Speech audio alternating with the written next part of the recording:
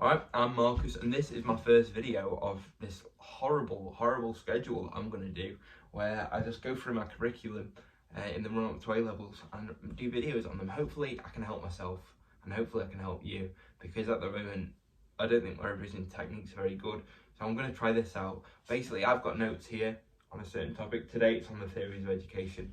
I'm just going to be telling you what I've learned, what I've revised, and hopefully it'll stick in my brain, and if it sticks in your brain, that's great. So today, like I said, we're going to be looking at theories of education, which is the first book I decided to do. It's the first topic of education in sociology, and as you probably know, it basically looks at different theorists from different perspectives. So, for example, Marxism or functionalism. They're the two that we're going to look at. Postmodernism, and then also just a couple of other different studies that have been done. And what they say about education as well. So is it good for society? What functions does it perform for society? And what does it do, essentially? So the first thing that we're going to be looking at is functionalism. I think that's going to be the case for most of my videos. I'll start with functionalism and then go through, because functionalism is quite straightforward, especially when it comes to this. So functionalism, as we know, views every institution in society as having a positive impact on the whole of society. So this is called the organic analogy. So just like prisons are positive for society because they punish people, they protect the innocent people, or the hospitals are good because they protect people from illness and they cure people.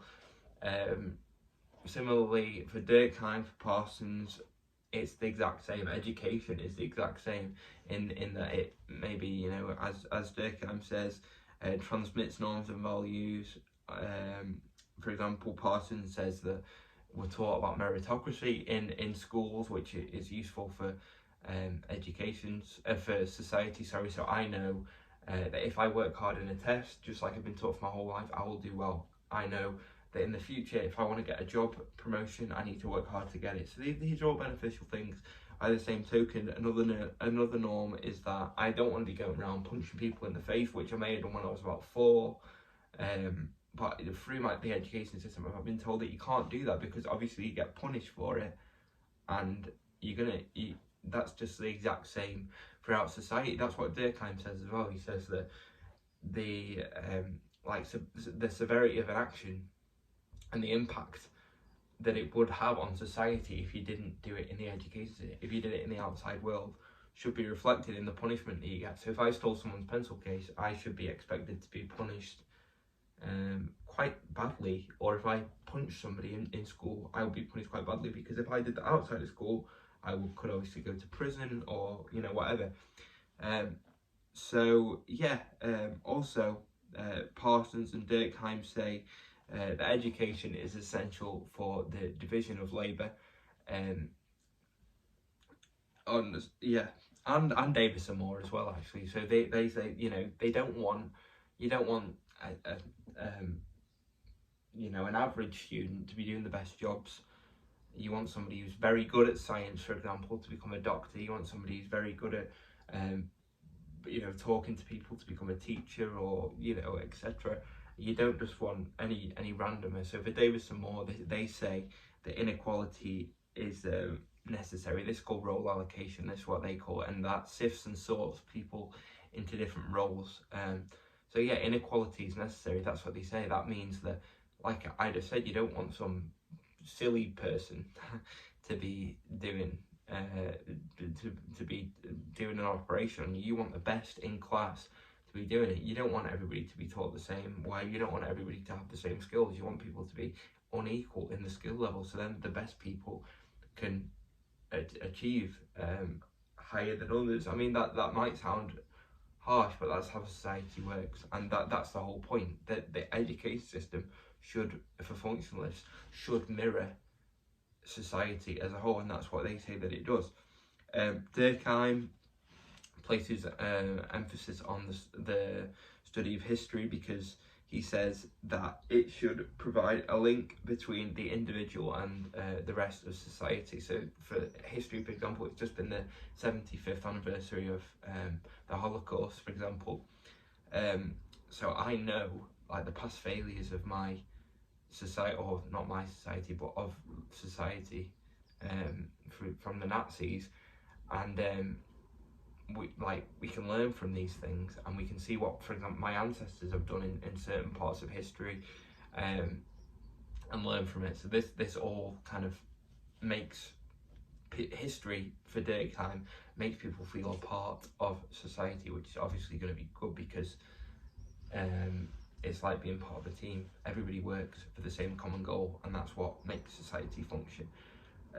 So you want everybody to be on the same page, and that's what history does.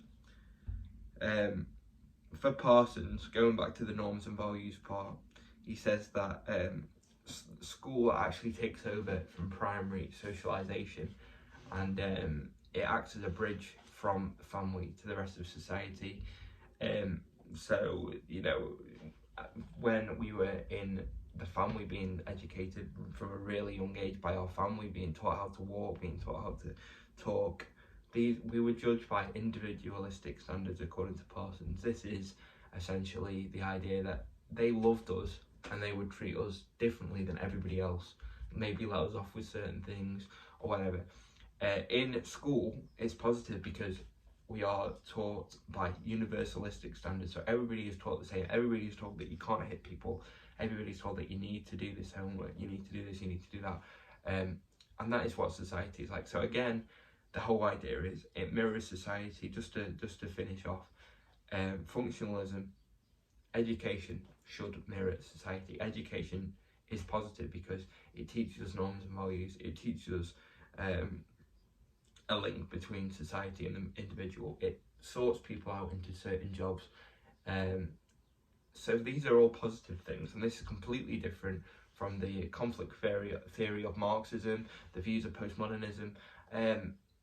They're all completely different, but essentially what we need to be taking away from this video is that functionalists have the idea, basically, that the education system is essential for teaching us norms and values, and for getting us ready for adulthood, and for having a job. For example, wearing uniforms, I'll know it won't be a completely alien concept to me to wear a uniform when I have to, or if I have to follow certain dress codes when I have a job, because I'll have done that my whole life. Just to finish off, I forgot this guy, Alfred Schutz.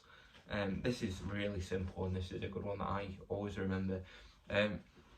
He basically says that we need to invest in the future, because he looks at the idea of human capital, so everybody has worth, and if we invest in the future generation by preparing them for certain jobs, teaching them certain things, and put money into it, these people, the pupils and the people of the future will get better, and that will help society in the future. So it's the same kind of idea.